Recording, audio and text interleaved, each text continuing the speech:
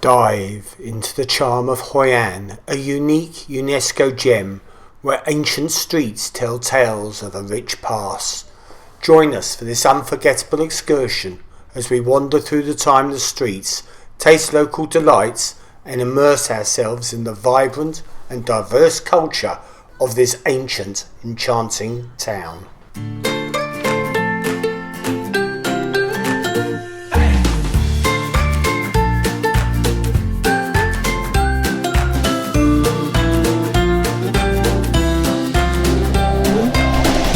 The excursion that we decided to do from the port of Chiang Mai was to explore Hoi An, which is a UNESCO site for its basically buildings and the architecture and the city life being largely untainted by modern progress. So the first stop we made wasn't anything to do with that at all, was it? But No. It was a marble place that did fantastic, actually, marble sculptures and things like that for your garden. We wanted quite a few. I don't know where we would have put them in our garden, and obviously, I think they did ship worldwide, but I don't know. We didn't even go into how much they were. They were massive. Yeah, Some of them were absolutely massive. Yeah, They would have weighed tons. You know. Yeah. They did have some small ones inside. Yeah. But we didn't buy any. But basically, it was a toilet stop. They had some clean toilets there. So. But it was in the shadow of what is known as Marble Mountain. Yes. Which was named that way by the Americans. And lots of marble comes from there. It wasn't only that store that was, the whole street was just prolific with marble statues. The one that we went in had Chinese, it had Western, it had some contemporary type sculptures. It was just interesting to look around and see the work that went into these. Yeah. And you could see in some parts where they were still chipping away at the marble to create a sculpture. They were polishing it all, weren't they? Yeah. Yeah.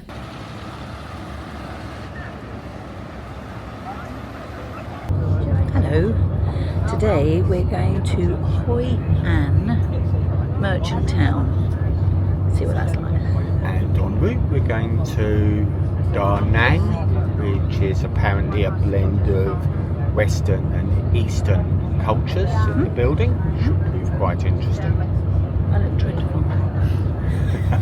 No makeup, didn't have time.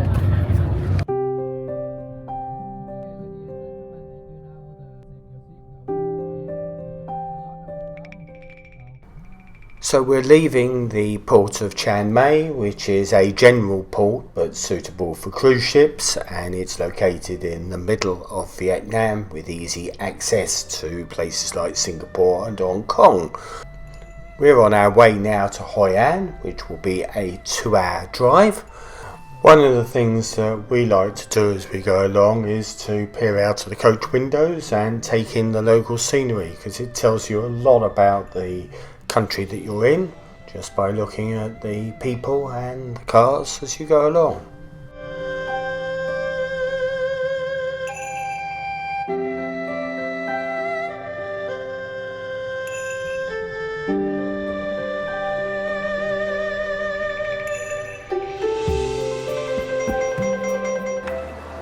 So we've stopped for a quick comfort break, and we're in the shadow of a mountain known as the Marble Mountain, which was named by the Americans.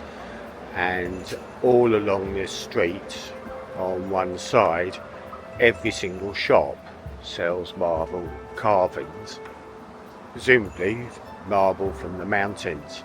Some of them are absolutely fantastic. All sorts of styles as well. A lot of obviously Buddha type styles, Oriental type styles, but there are also some Western type styles as well, and include tables and other things. Really nice.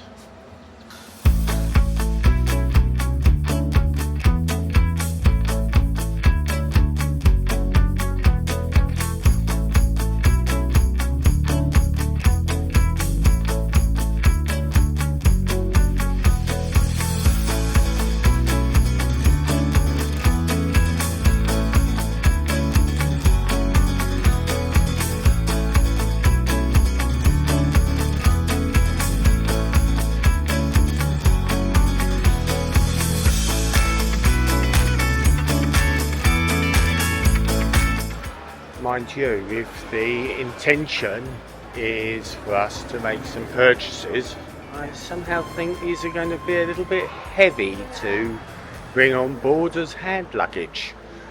Very nice, but I don't think my hand luggage allowance will allow it.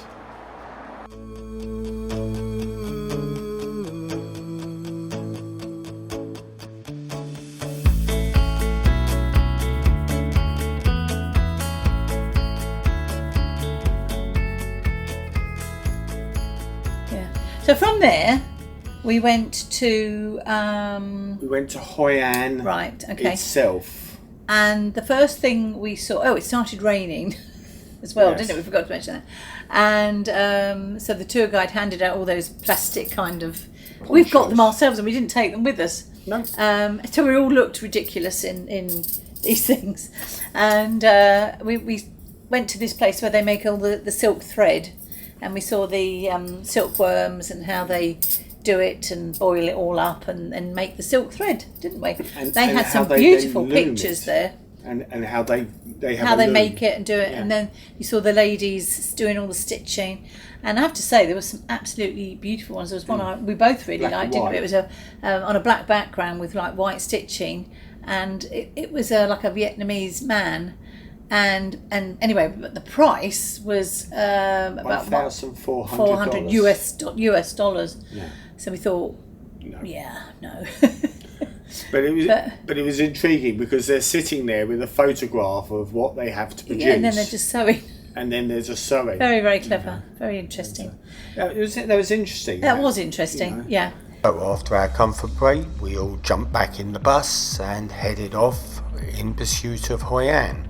Since 1999, Hoi An has been a UNESCO site, and the reason it became a UNESCO site is because in the 19th century, trade in Hoi An stopped, probably as a result of the river silting up. You had this unique blend of Chinese, Vietnamese and Japanese culture actually not being developed, not being changed. Led to its certification as a UNESCO site, with the key risk being that actually some of this might get destroyed through tourism, and there is therefore a management plan in place to avoid that.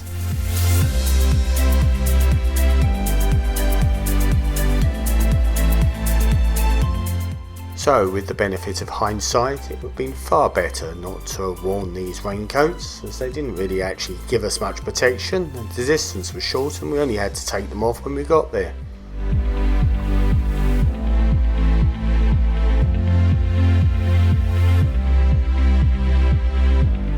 So this is a local silk factory, and it seems to specialise mainly around the production of embroidered pictures, and these women were really super talented, very lifelike pictures made out of embroidery. But it was very much a industry, a factory process rather than a craft process.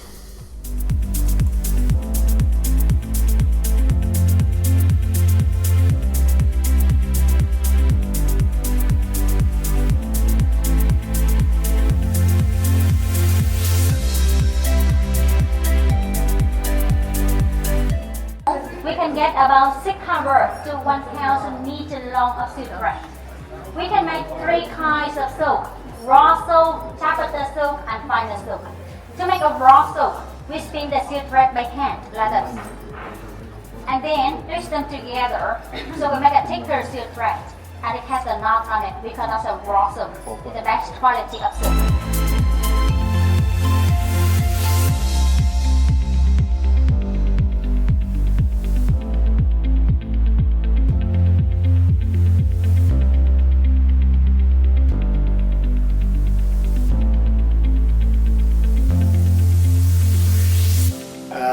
We then went from there to what was deemed a merchant house. Which is a very old house, and she said that it floods every year, up to a metre.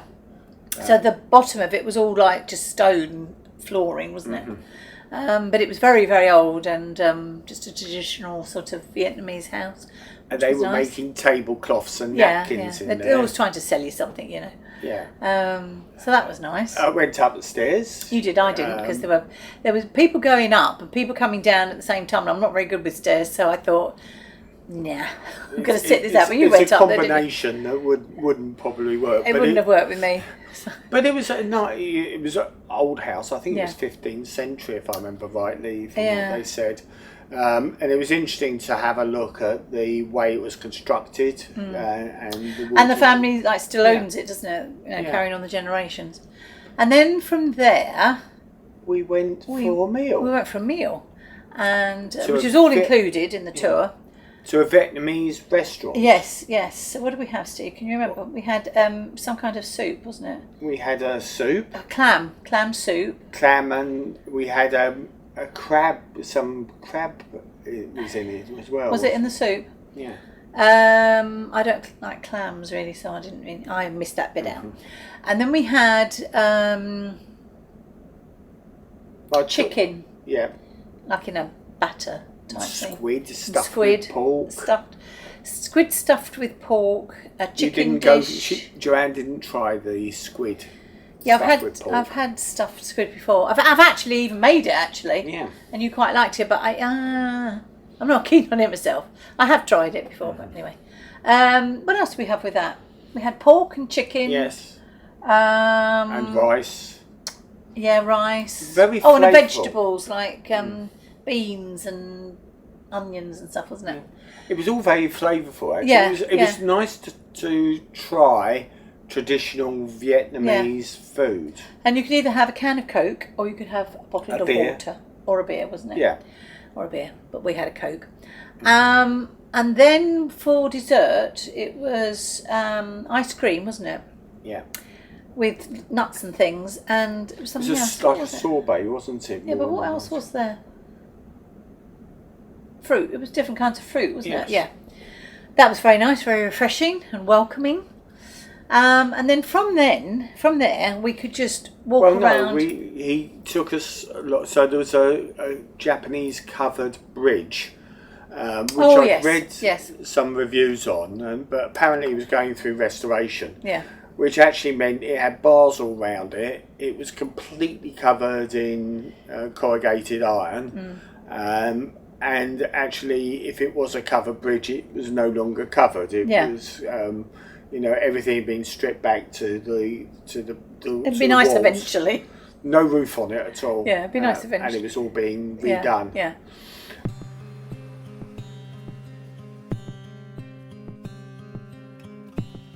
The coach dropped us off at one location and would pick us up at another, allowing us to navigate the streets of Hoi An. We proceeded in crocodile style to the first of those locations, which was the old house of Phung.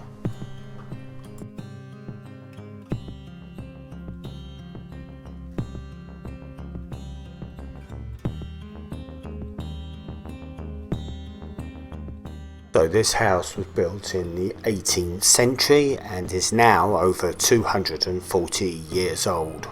That was a very prosperous time for Hoi An, and it would have been used as a trading post. The first owner was Vietnamese and he traded spices and porcelain. The house is still in the same family, 8th generation descendants who brief tourists on the house and its architecture, as well as selling textiles in the shop.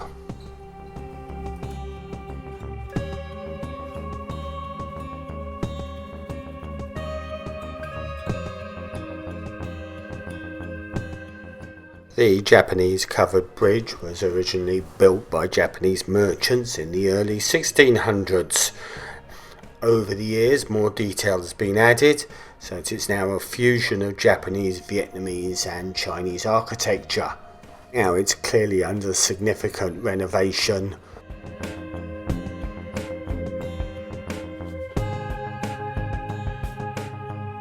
A lot of the shops we passed were this brilliant ochre type colour, which looked really striking. Though most of the shops were selling modern wares, there were also some street vendors as well.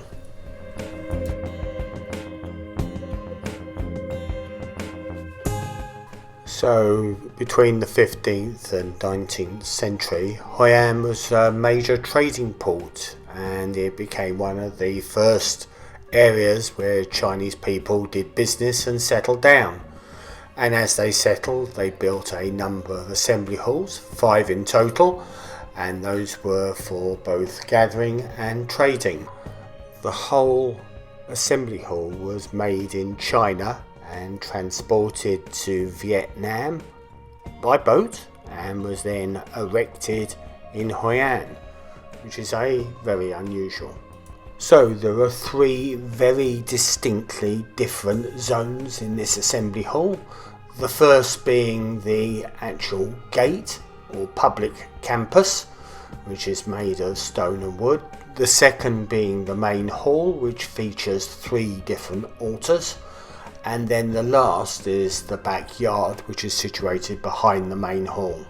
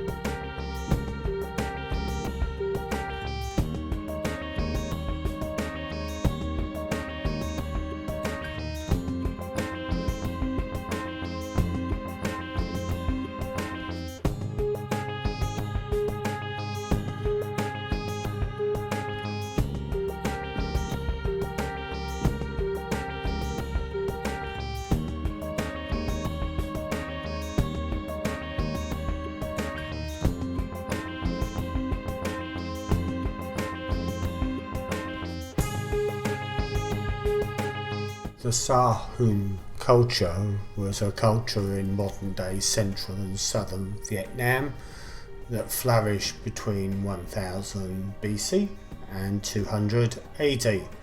So this museum was established in 1994, and on display you will find a unique collection of artifacts from the Sa-hun culture, who were the first settlers of this port town.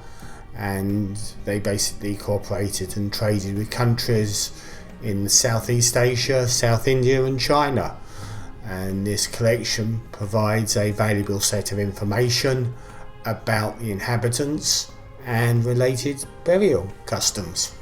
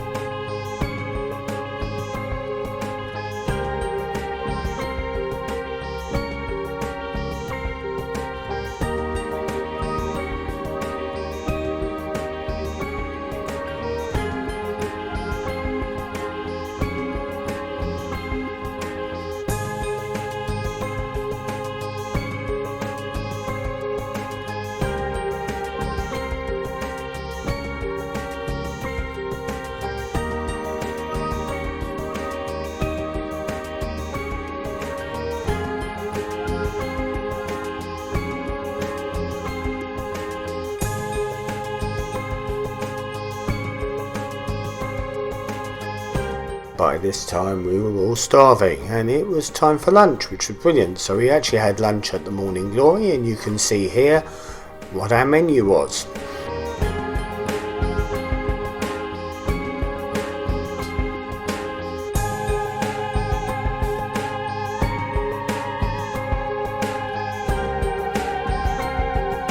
An indication of exactly how hungry we are was that I forgot to film our courses until I was halfway through them. but they were really good, absolutely scrumptious. Probably a little bit more adventurous than Joanne is used to, but I enjoyed them.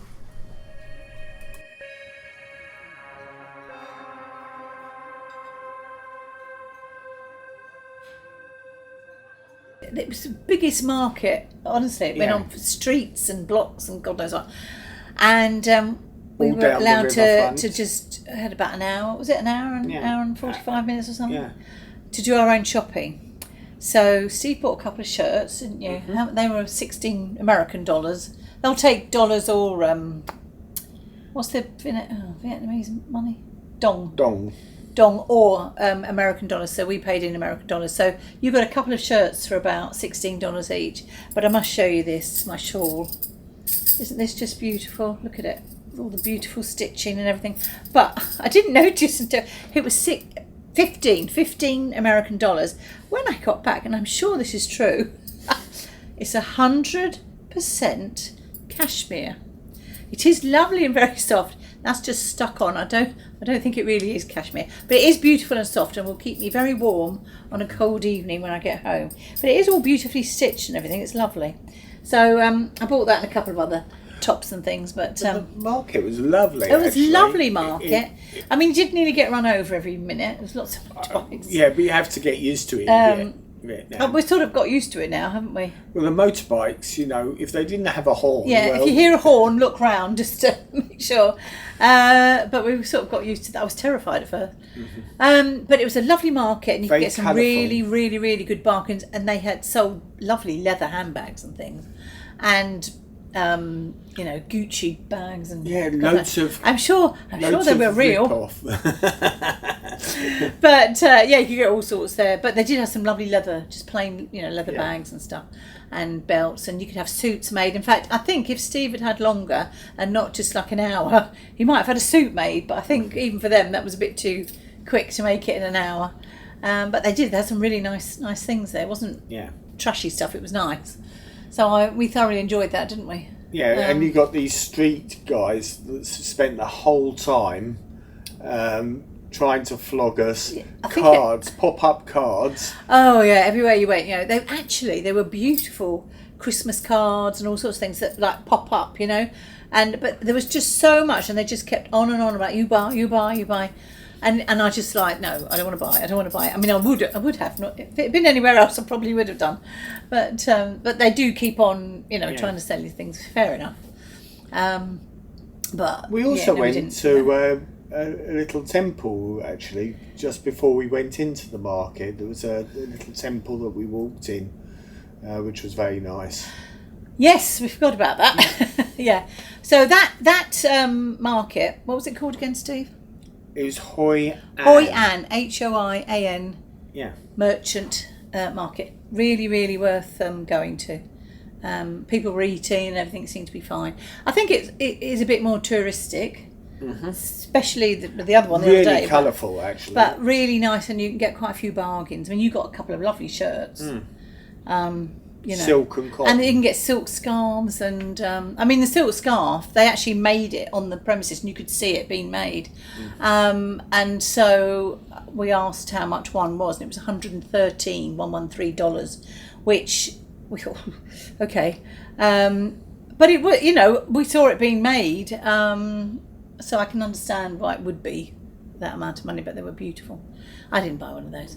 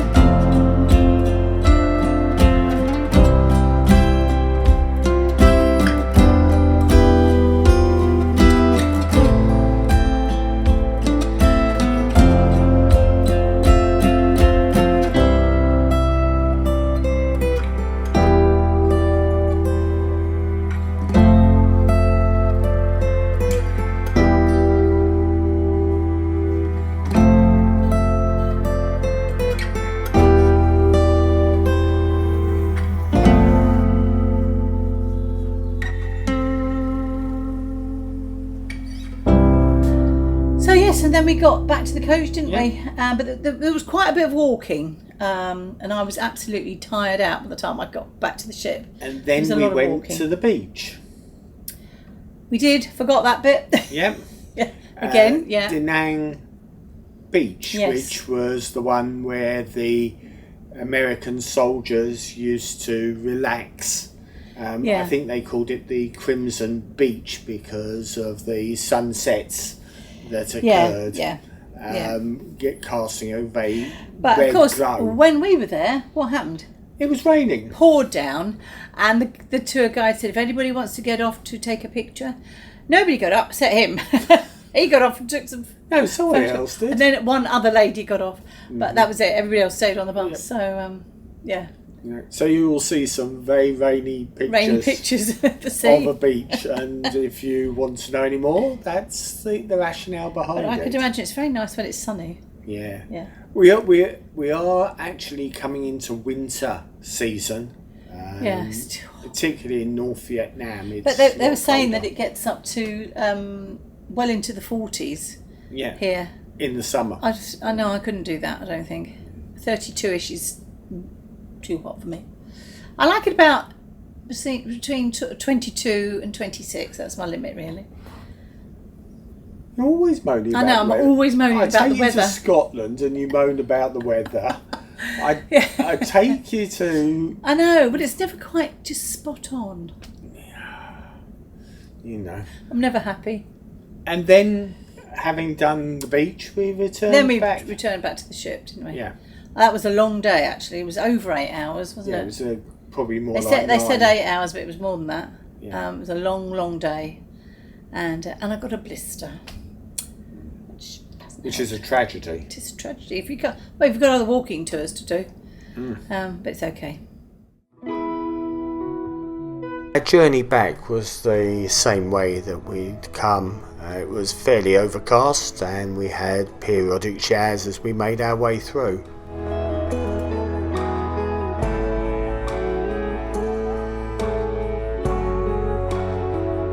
So by the time we got to the beach at Danang, it was actually raining again, and when the guide asked who wants to come off, I think I was the only person that actually went out with the camera to have a look.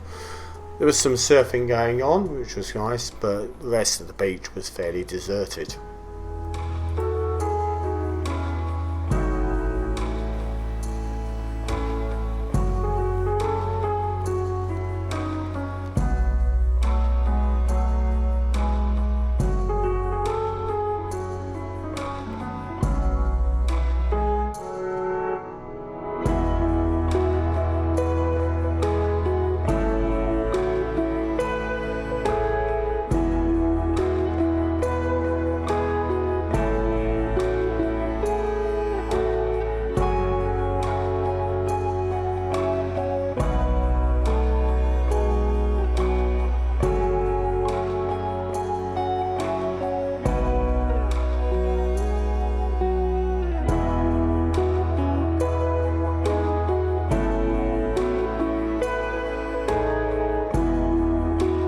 Sort of like a pate, but runnier.